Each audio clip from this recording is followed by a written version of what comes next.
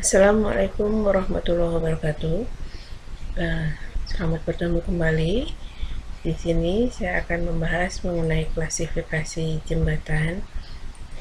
Apa yang maksud dengan jembatan? Kita bahas di sini bahwasanya jembatan atau pengertian dari jembatan itu sendiri adalah, kalau secara umum, jembatan itu merupakan suatu struktur konstruksi yang fungsinya untuk menghubungkan dua bagian jalan yang terputus oleh adanya rintangan-rintangan, seperti misalnya adanya lembah, adanya alur sungai, atau saluran irigasi, atau pembuang. Beberapa jenis jembatan, diantaranya yang pertama, jembatan di atas sungai, kedua, jembatan di atas saluran sungai irigasi atau drainase, yang ketiga, jembatan di atas lembah, dan yang keempat adalah jembatan di atas jalan yang ada, misalnya jembatan layang dan lain sebagainya.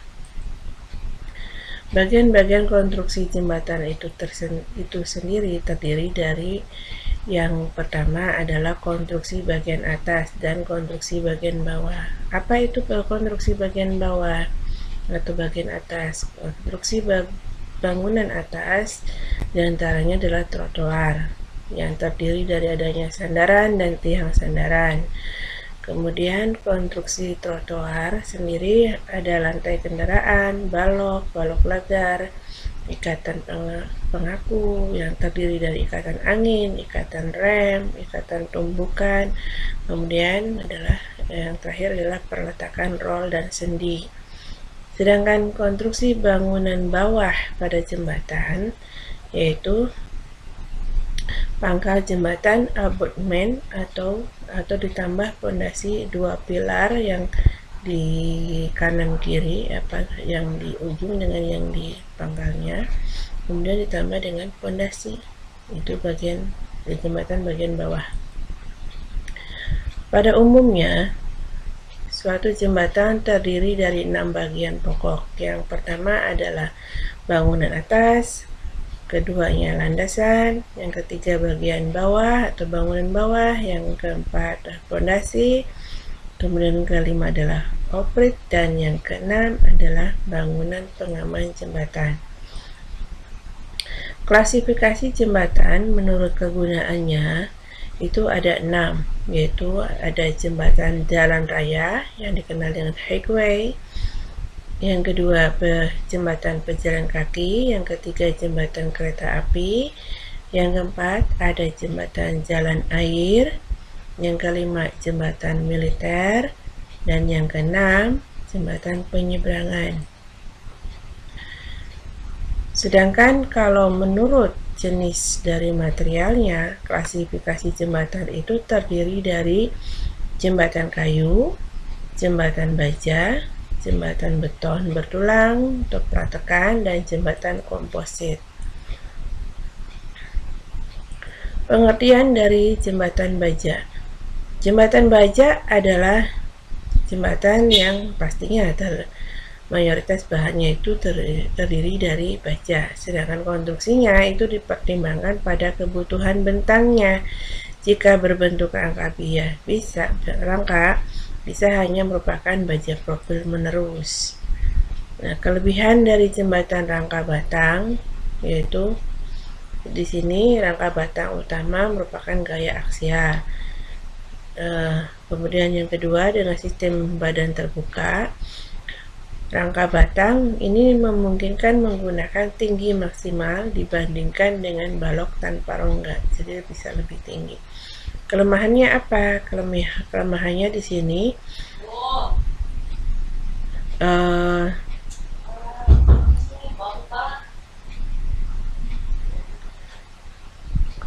efisiensi rangka batang tergantung dari panjang bentangnya. Artinya, jika jembatan rangka batang itu dibuat lebih tinggi dengan sudut yang lebih besar untuk menjaga kekakuannya, sampai rangka batang itu mencapai titik di mana berat sendiri jembatan terlalu besar sehingga rangka batang tidak lagi mampu mendukung beban tersebut.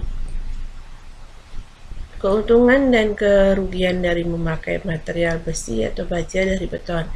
Keuntungannya, kalau besi baja mempunyai kuat tarik dan kuat tekan yang tinggi. Keuntungan yang lain bisa menghemat tenaga kerja karena besi baja ini diproduksi di pabrikan, di lapangan. Sedangkan di lapangan itu hanya memasangnya saja. Kemudian yang ketiga, setelah selesai masa layanan, besi baja bisa dibongkar dengan mudah atau dipindahkan ke tempat lain. Yang keempat, pemasangan jembatan baja di lapangan lebih cepat dibandingkan dengan jembatan beton. Sedangkan kerugiannya, ya pastinya yang namanya besi atau baja itu akan mudah berkarat. Dan yang kedua, lebih berisik pada saat dilewati oleh kendaraan seperti halnya kereta api.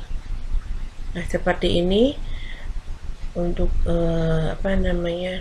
gambaran dari tampak samping, tampak muka dari jembatan besi atau baja.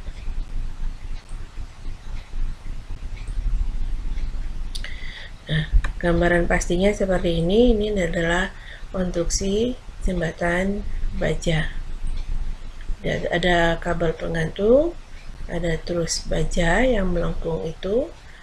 Kabel penggantung ini untuk menstabilkan dari konstruksi tersebut.